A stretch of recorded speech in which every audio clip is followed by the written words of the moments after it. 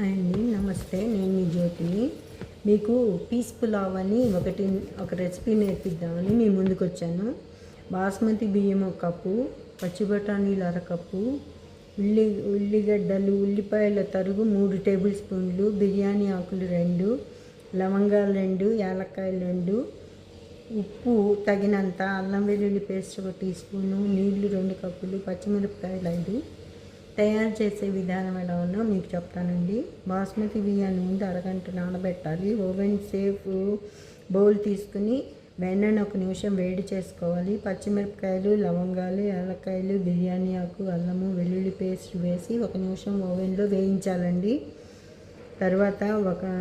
తర్వాత ఈ మిశ్రమాన్ని ఉల్లిగడ్డ తరుగు కలిపి 1 నిమిషం ఉంచి బాస్మతి బియ్యము, ఉప్పు, నీళ్లు కలిపి 5 నిమిషాలు ఉడికిస్తే, ఒకసారి కలిపి మరో 5 నిమిషాలు ఓవెన్లో ఉంచితే మనకి పీస్ పులావ్ అనేవి రెడీ అయిపోతుందండి. మీకు నచ్చుతుంది అని ఈ రెసిపీని మీకు నేను ఇంట్రడ్యూస్ చేశానండి. Thank you.